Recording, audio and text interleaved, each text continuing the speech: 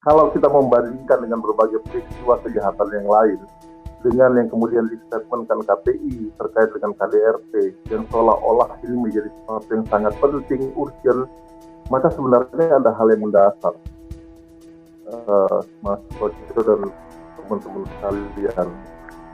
Pada berbagai peristiwa kejahatan yang lain, gitu, semua pelakunya, semua dan melawan hukum itu menyadari bahwa yang mereka lakukan itu salah. Tidak pernah ada upaya dari peristiwa, apakah itu peristiwa korupsi, apakah itu narkoba, apakah itu misalnya penyimpangan seksual, yang kemudian pelakunya atau lingkungan di sekitar pelaku membangun narasi bahwa apa yang mereka lakukan itu tidak salah atau benar. Itu nggak pernah terjadi. Mereka selalu mengakui bahwa yang mereka lakukan itu salah, tetapi kemudian memang ada narasi untuk berusaha menyampaikan kenapa mereka melakukan seperti itu. Kalau dalam kasus narkoba misalnya, mereka akan mengatakan seringkali misalnya hilaf, begitu, dijebak, dan sebagainya.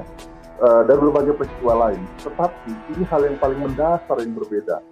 Ketika melihat kasus KDRT yang baru muncul kemarin ini, kita bisa melihat adanya narasi-narasi yang berusaha ditampilkan atau disampaikan ke ruang-ruang publik bahwa peristiwa ini bukan sebuah kejahatan, bahwa peristiwa ini bukan kesalahan gitu loh, bahwa ini peristiwa yang biasa dalam rumah tangga. Nah, ini hal yang menakutkan dan hal yang tidak benar gitu loh. Kenapa kemudian KPI harus bersuara dengan keras dan lantang bahwa kami ingin kemudian menyampaikan kepada publik ini peristiwa yang tidak benar, yang harus kemudian dilawan, yang korbannya itu kemudian harus menyampaikan apa yang terjadi di dalam domestik kepada halayak, kepada para aparat penegak hukum agar kemudian dilakukan penegakan hukum begitu loh.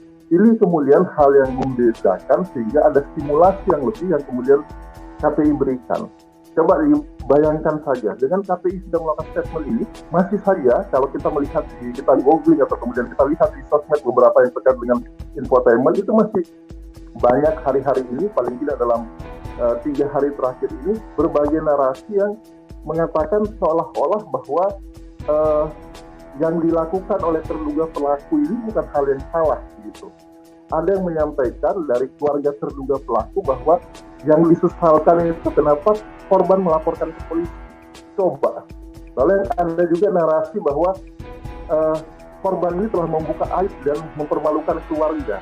Ada juga kemudian narasi seolah-olah ini yang salah bukan cuma terduga pelaku, tapi terduga korban juga, bahwa korban juga salah, dan karena itu dua-duanya harus mendapatkan sanksi sosial, bahkan sanksi hukum yang sama, karena itu adalah hubungan kausalitas. Ini narasi-narasi yang terbangun.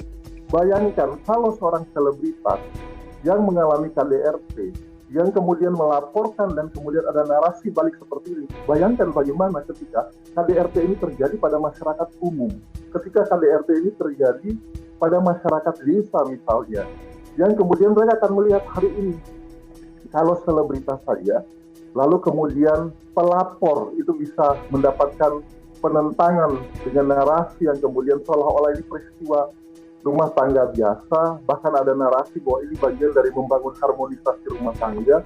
Narasi ini yang dikedepankan sehingga pelapor tidak berani melaporkan peristiwa ini, dan pelaku itu merasa bahwa tindakannya seolah-olah baik-baik saja dan biasa-biasa saja dalam relasi rumah tangga.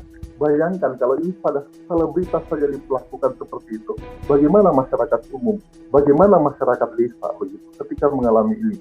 Maka melalui momentum peristiwa selebritas ini, kami ingin kemudian menampilkan tokoh selebritas ini dan korban ini sebagai bagaimana korban kemudian mengatasi permasalahan ini dengan melaporkan kepada peristiwa hukum agar ini bisa menjadi contoh bagi masyarakat Indonesia, khususnya masyarakat desa begitu.